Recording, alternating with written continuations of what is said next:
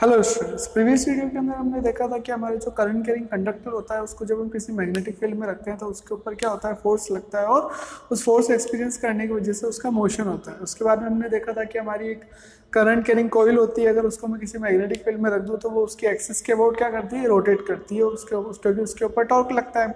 और उसी के बाद हमने बात करी कि वो जो आपकी करंट कैरिंग कॉइल होती है मैग्नेटिक फील्ड की, उसकी एप्लीकेशन होती है डिफरेंट डिवाइसेस में, जैसे गैल्वेनोमीटर हो गया, अमीटर हो गया, वोल्ट मीटर हो गया। तो अभी हम बात करें हमारा फर्स्ट डिवाइस जिसका नाम क्या है, मूविंग कॉइल गैल्वेनोमीटर। सबसे पहले हम जानते हैं कि गैल्वेनोमीटर होता क्या है। तो गैल्वेनोमीटर क्या होता है, it is a device which is used to detect electric current, detect electric current. Detect electric current का मतलब क्या होता है कि ये गैल्वेनोमीटर को अगर किसी सर्किट में कनेक्ट है तो ये क्या बताता है कि सर्किट के अंदर करंट है या नहीं है। अगर इसकी जो नीडल होती है उसमें डिफ्लेक्शन हुआ तो हम क्या बोलेंगे कि आपके सर्किट के अंदर करंट है, और अगर डिफ्लेक्शन नहीं होता है तो हम क्या बोलते हैं, सर्किट में करंट नहीं है। अब हम बात करते हैं इसके प्रिंसिपल की। प्रिंसिपल क्या होता है इसका कि when a current carrying coil is placed in a magnetic field then it experiences a current dependent torque and it tends to rotate the coil and produces angular deflection।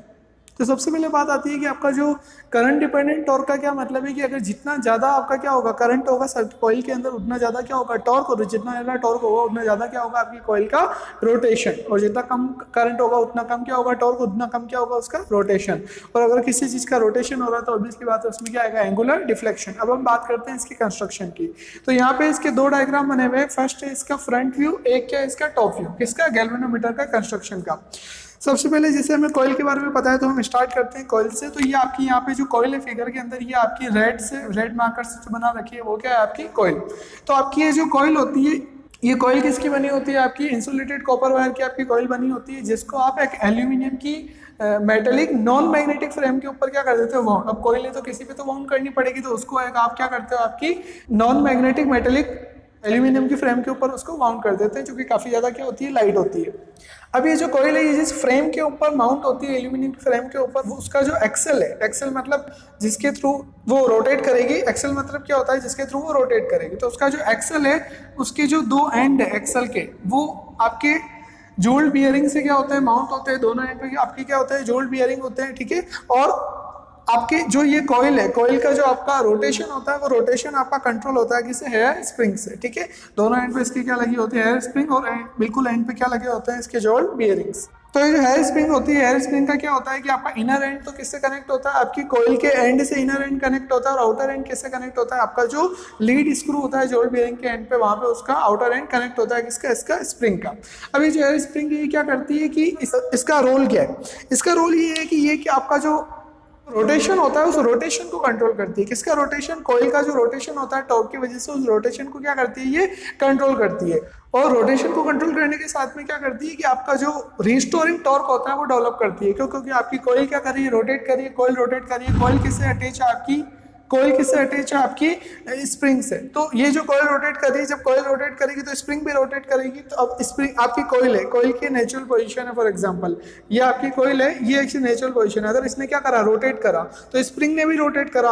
अब coil के अंदर current आया, उसने rotate करा। अब अगर current बंद हो जाता है तो अब स्प्रिंग भी रोटेट हो गई। अब करंट बंद हो गया तो और ज्यादा रोटेट तो होगी नहीं। तो अब अगर आपकी स्प्रिंग ने रोटेट करा तो स्प्रिंग वापस क्या करती है, अपनी नेचुरल पोजीशन पे आना चाहती है। अब नेचुरल पोजीशन पे कब आएगी, जब वो क्या करेगी, टॉर्क अप्लाई करेगी। तो अभी टॉर्क आएगा कब, जब इनिशियल उसके ऊपर टॉर्क अप्लाई हुआ तो कॉइल ने आपकी जो स्प्रिंग है, स्प्रिंग ने अपने अंदर क्या कर लिया कि रिस्टोरिंग टॉर्क डेवलप कर दिया। उस रिस्टोरिंग टॉर्क की वजह से वो वापस अपनी नेचुरल पोजीशन पे आती है। तो आपकी जो स्प्रिंग होती है उसकी क्या होता है, उसका क्या पर्पस होता है, वो आपकी कॉइल का जो मोशन होता है उसको कंट्रोल करती है और रिस्टोरिंग टॉर्क डेवलप करती है।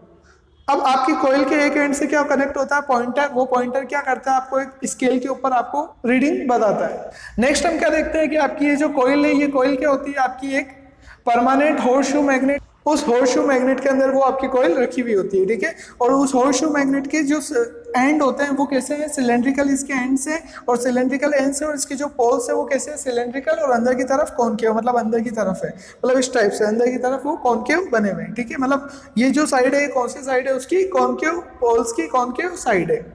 नेक्स्ट आपकी क्या है, ये जो कोयल है, इस कोयल के अंदर अपन माउंट करते हैं सॉफ्ट आयरन की कोर। सॉफ्ट आयरन कोर इसके अंदर अपन माउंट की जाती है। कैसे माउंट की जाती है? सिमेट्रिकली माउंट की जाती है। ये कोयल है, कोयल के अंदर ये जो ब्लू कलर के मार्कर से बन रही है, ब्लू कलर के मार्कर से बन रही है, ये क्या है आपकी सॉफ्ट आयरन कोर। अभी सॉफ्ट आयरन कोर का जो होता है आयरन के कोर, इसका क्या पर्पज होता है ये अपन इसके टॉप व्यू में समझ सकते हैं। ये इसका टॉप व्यू है, ठीक है।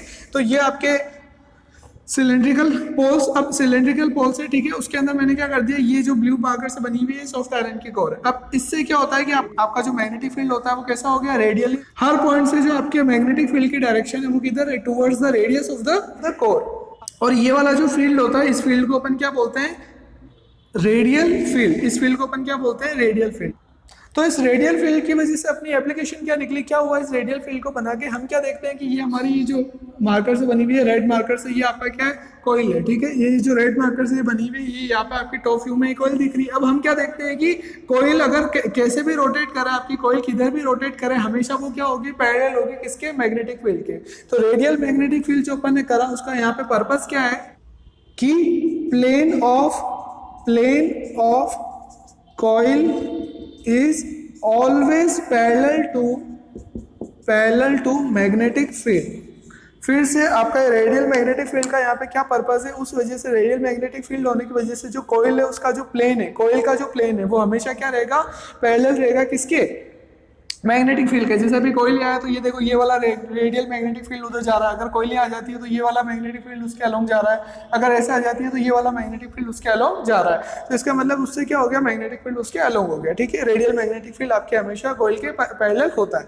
अब आपकी ये सॉफ्ट आयरन कोर लगाने से क्या हो गया कि एक तो ये सॉफ्ट आयरन कोर क्या होती है, इसकी परमेबिलिटी काफी ज्यादा होती है। उस वजह से ये आपके मैग्नेटिक फील्ड को क्या कर देती है, काफी ज्यादा इंटेंस कर देती है। और उस वजह से आपके जो गैल्वेनोमीटर की सेंसिटिविटी होती है वो क्या हो जाती है, काफी ज्यादा इंक्रीज हो जाती है।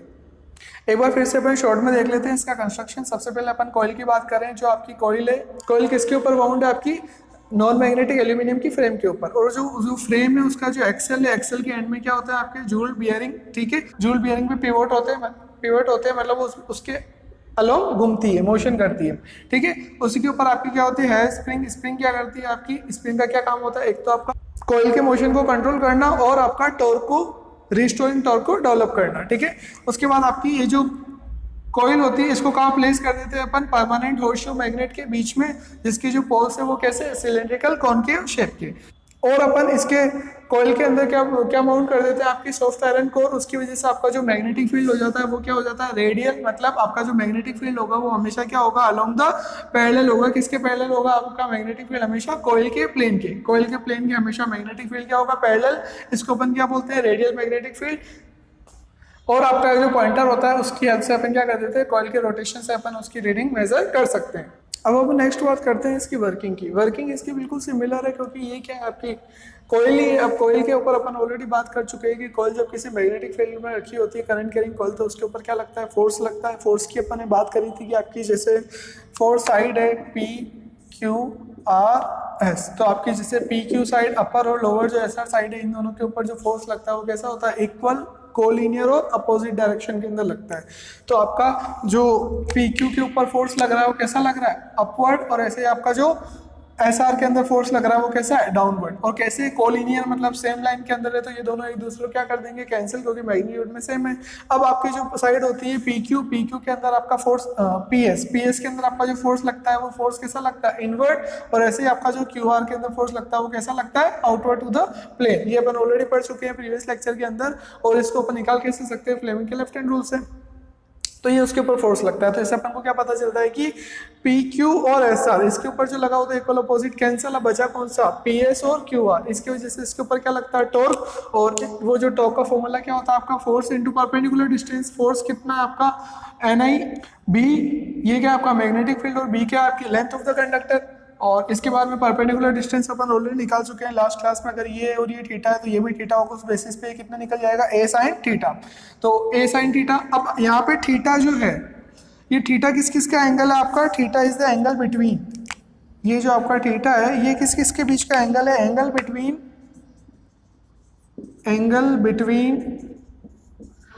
Normal to the plane and magnetic field normal to the plane in magnetic field. अब अपन ने अभी क्या देखा कि यहाँ पे आपकी जो कोइल होती है वो क्या होती है, अलोंग द प्लेन में होती है, किसके, मैग्नेटिक फील्ड के।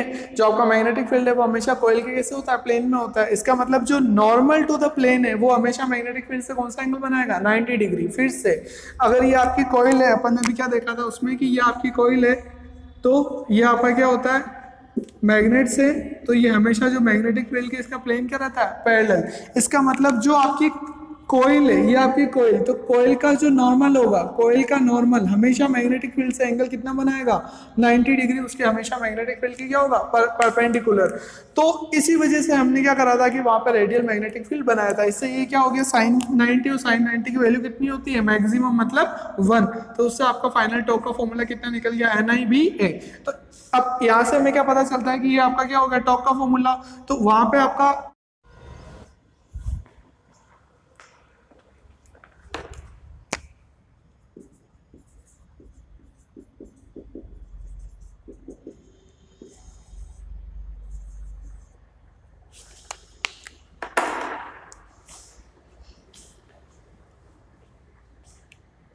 अब अब नेक्स्ट बात करते हैं इसकी वर्किंग की। वर्किंग इसकी बिल्कुल सिमिलर है, क्योंकि ये क्या है आपकी कोयल ही है। अब कोयल के ऊपर अपन ऑलरेडी बात कर चुके हैं कि कोयल जब किसी मैग्नेटिक फील्ड में रखी होती है, करंट कैरिंग कोयल, तो उसके ऊपर क्या लगता है, फोर्स लगता है। फोर्स की अपन ने बात करी थी कि आपकी जैसे फोर्स साइड है PQRS, तो आपकी जैसे PQ साइड अपर और लोअर जो SR साइड है, इन दोनों के ऊपर जो फोर्स लगता है वो कैसा होता है, इक्वल, कोलिनियर और अपोजिट डायरेक्शन के अंदर लगता है।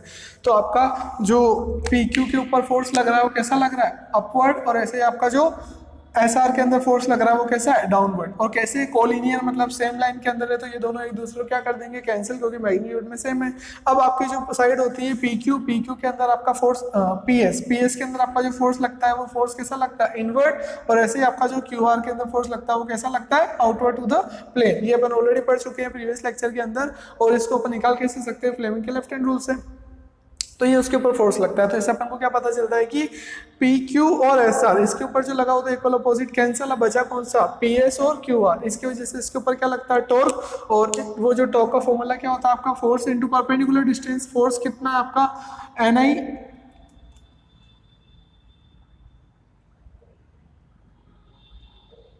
B, ये क्या आपका मैग्नेटिक फील्ड, और B क्या आपकी लेंथ ऑफ द कंडक्टर। और इसके बाद में परपेंडिकुलर डिस्टेंस अपन ऑलरेडी निकाल चुके हैं लास्ट क्लास में। अगर ये और ये थीटा है तो ये भी थीटा होगा, उस बेसिस पे कितना निकल जाएगा, A sin थीटा। तो A sin थीटा। अब यहाँ पे थीटा जो है, ये थीटा किस किस का एंगल है आपका, theta is the angle between, ये जो आपका थीटा है ये किस किस के बीच का एंगल है, एंगल बिटवीन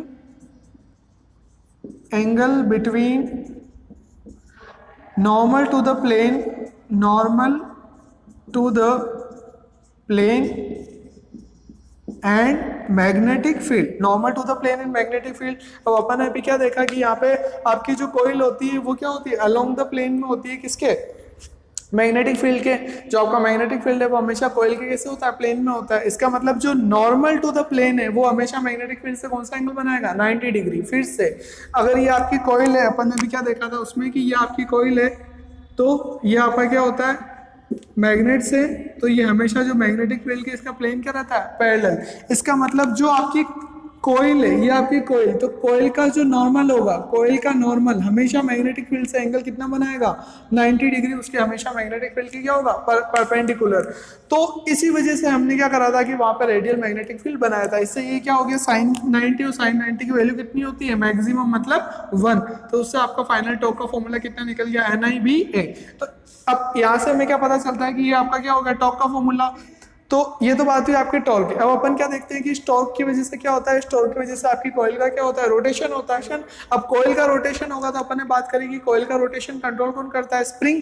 तो कॉइल का जब रोटेशन होगा तो जैसे ये आपकी कॉइल है, ये कॉइल का क्या हो गया, अगर रोटेशन हो गया तो स्प्रिंग का भी रोटेशन हो गया। अब अगर करंट उस टाइम पे ऑफ हो जाता है, जैसे रोटेट हो गया अब रुक गया, तो आपकी स्प्रिंग के अंदर क्या होता है, रिस्टोरिंग टॉर्क डेवलप होता है। और रिस्टोरिंग टॉर्क क्या करता है, उस कॉइल को वापस अपनी पोजीशन पे लाने की कोशिश करता है। फिर से एक बार देखना कि ये आपकी कॉइल है, कॉइल के अंदर क्या हुआ, करंट आया, कॉइल ने क्या करा, रोटेशन करा, अपना रोटेशन कर लिया। और जैसे ही उसके बाद क्या होता है, वापस कॉइल ने रोटेशन करा, तो कॉइल से क्या अटैच है आपकी स्प्रिंग, इसने स्प्रिंग ने भी क्या करा, रोटेशन करा। उसके बाद में स्प्रिंग वापस अपनी नेचुरल पोजीशन पे आने की कोशिश करती है, नेचुरल पोजीशन पे आने की कोशिश किसकी वजह से करती है, उसके ऊपर वापस क्या लगता है, रीस्टोरिंग टॉर्क, जिसकी डायरेक्शन क्या होती है, अपोजिट। तो आपने टॉर्क लगाया तो कॉइल ने वापस क्या करा, रीस्टोरिंग टॉर्क लगाया। तो वो जो रीस्टोरिंग टॉर्क होता है, रीस्टोरिंग टॉर्क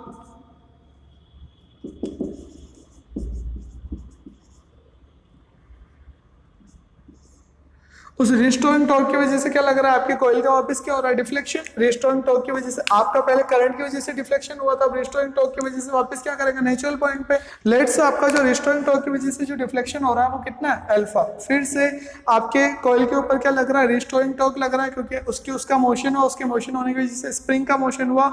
स्प्रिंग अब क्या करेगी, वापस अपनी नेचुरल पोजिशन पे आने की कोशिश, उस वजह से वो क्या करेगी, रिस्टोरिंग टॉर्क अप्लाई करेगी। रिस्टोरिंग टॉर्क की वजह से उसका एंगुलर डिफ्लेक्शन होगा। एंगुलर डिफ्लेक्शन में बोल रहा हूँ कि लेट से आपका एंगुलर डिफ्लेक्शन का एंगल कितना है, अल्फा एंगल है। तो इसका मतलब जितना ज्यादा रिस्टोरिंग टॉर्क होगा उतना ज्यादा उसका क्या होगा, डिफ्लेक्शन। जितना ज्यादा रिस्टोरिंग टॉर्क होगा उतना ज्यादा ही क्या होगा, आपका डिफ्लेक्शन इसका। और जितना कम रिस्टोरिंग टॉर्क होगा उतना कम डिफ्लेक्शन। इसका मतलब रिस्टोरिंग टॉर्क जो है आपका वो क्या है, प्रोपोर्शनल है, किसके प्रोपोर्शनल है, अल्फा के। इसका मतलब जो आपका रिस्टोरिंग टॉर्क है वो प्रोपोर्शनल है, किसके प्रोपोर्शनल है, अल्फा के। तो यहाँ पे अपना रिस्टोरिंग टॉर्क जो है, torque restoring torque is directly proportional to alpha.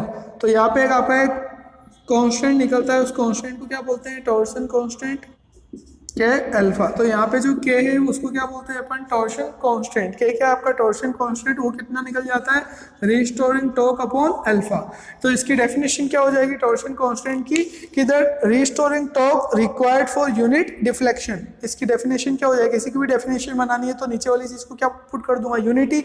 इसको यूनिटी पुट कर दूंगा तो ऊपर क्या बचा है, टॉर्क। तो इसकी डेफिनेशन क्या हो जाएगी टॉर्शन कांस्टेंट की, कि the restoring torque required for unit deflection. अब हम क्या देखते हैं कि कॉइल के अंदर करंट आया, करंट आने की वजह से उसमें क्या हुआ, डिफ्लेक्शन। तो डिफ्लेक्शन जो टॉर्क होता है आपका NIBA, जितना उसमें कॉइल के अंदर डिफ्लेक्शन टॉर्क होगा उतना ही उसके अंदर वापस क्या आएगा, रिस्टोरिंग टॉर्क। इसका मतलब आपका जो डिफ्लेक्शन टॉर्क होता है उतना ही क्या होता है, रिस्टोरिंग टॉर्क। तो इसका मतलब ये दोनों एक दूसरे क्या इक्वल। तो इसको अगर मैं इक्वेशन नंबर 1 दे रहा हूँ, इसको इक्वेशन नंबर 2, तो ये दोनों क्या हो जाएगी आपस में इक्वल, क्योंकि जितना कॉइल आपके प्लेट से आपका क्लॉकवाइज डायरेक्शन के अंदर मोशन करा है उतना ही वापस उसका क्या होगा, एंटी क्लॉकवाइज के अंदर, तभी वो नेचुरल पोजीशन पे आएगी। तो ये दोनों क्या होगा, इक्वल। तो अपन इसको क्या लिख सकते हैं, के अल्फा इक्वल टू NIBA।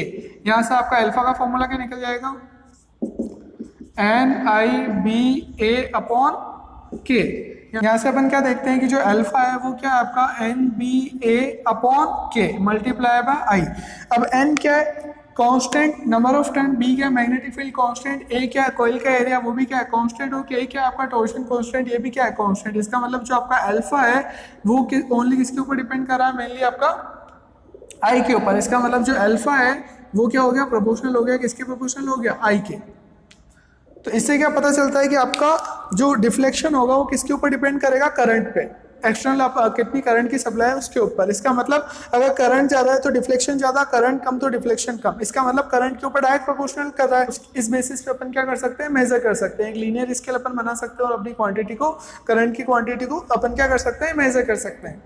अब अपन क्या देखते हैं कि आपका जो करंट है वो यहाँ पे किसके प्रोपोर्शनल है, अल्फा के। कौन से केस के अंदर, जब आपका आपने एंगल कितना लिया था, ये रेडियल मैग्नेटिक फील्ड लिया था, उस वजह से आपका जो थीटा हो गया था वो यहाँ पे कितना हो गया था, 90 डिग्री। और थीटा 90 होने से साइन 90 कितना होता है, 1।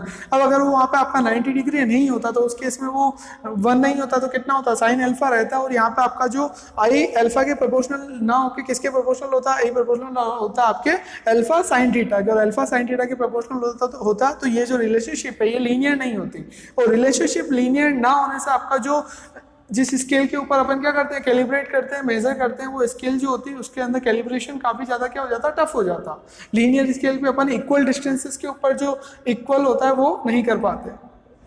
तो यहाँ से जो आपका करंट है, करंट का आपका फॉर्मूला क्या निकल जाएगा, current equal to K upon NBA alpha.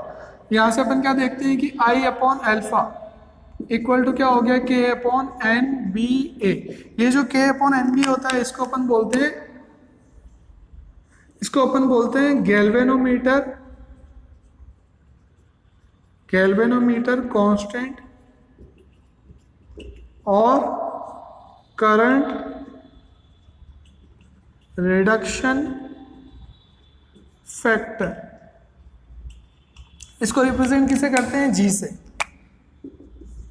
तो जी आपका कितना हो गया, I upon alpha, which is equal to कितना है आपका, आई अपॉन अल्फा किसके इक्वल है, यहां से आपका जी कितना हो जाता है, के अपॉन एन बी ए। ठीक है, तो यहां से आपकी एक और नई डेफिनेशन निकलती है जो कि काफी ज्यादा इंपॉर्टेंट है, जिसका नाम क्या है, फिगर ऑफ मेरिट।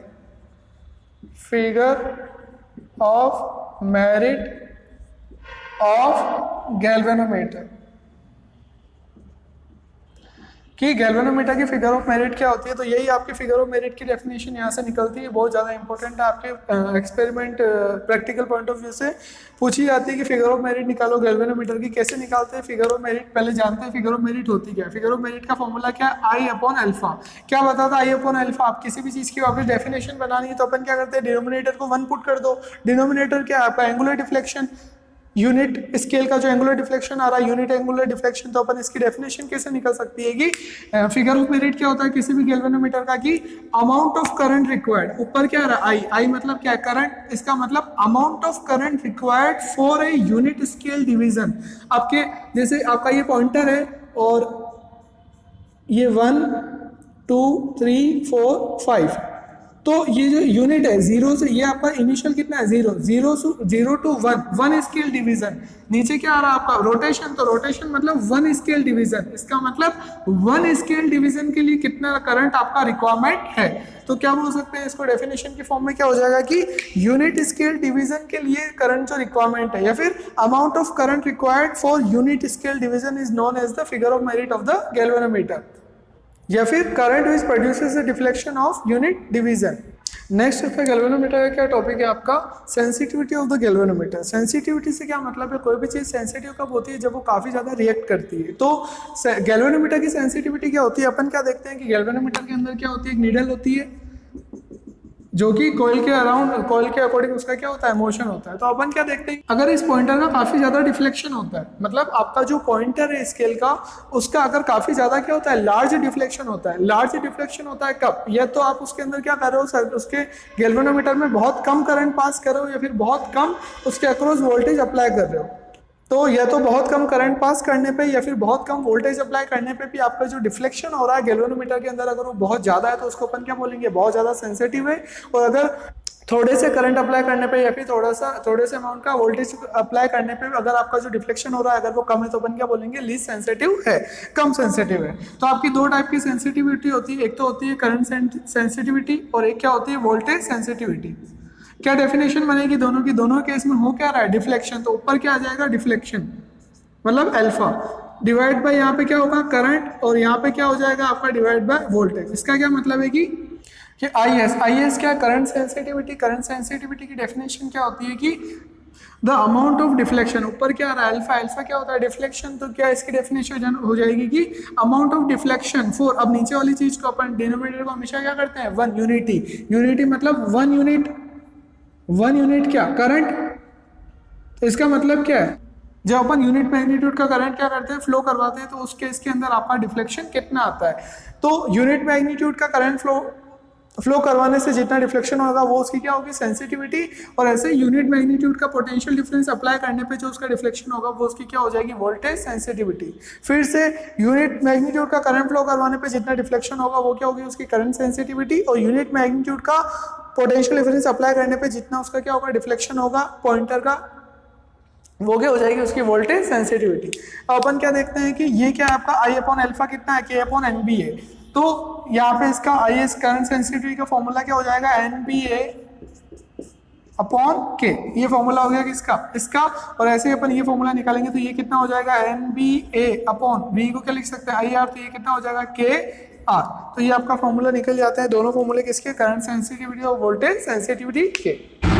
अब सेंसिटिविटी तो गैल्वेनोमीटर की ज्यादा होनी चाहिए, क्योंकि जितना ज्यादा सेंसिटिव होगा उतना ज्यादा आपका गैल्वेनोमीटर क्या होगा, एक्यूरेट। अब सेंसिटिविटी कैसे इंक्रीज कर सकते हैं, तो अपन बात करते हैं कि सेंसिटिविटी मेनली किन किन फैक्टर के ऊपर डिपेंड कर रही है। आपकी सेंसिटिविटी डिपेंड कर रही है, ये फॉर्मूले से अपन क्या देख सकते हैं, एक तो एन पे, बी पे, एरिया पे और टॉर्शन कोएफिशिएंट पे, इन 4 फैक्टर पे आपकी सेंसिटिविटी गैल्वेनोमीटर की डिपेंड करती है। अब अपन को क्या करना है, सेंसिटिविटी को क्या करना है, आपको इंक्रीज करना है। सेंसिटिविटी को इंक्रीज करना है मतलब ये जो न्यूमरेटर की चीज आ रही है इनको तो क्या करना है आपको, इंक्रीज। और डिनोमिनेटर वाली चीज को क्या करना है, डिक्रीज, तभी आपकी जो सेंसिटिविटी होगी वो क्या होगी, इंक्रीज होगी।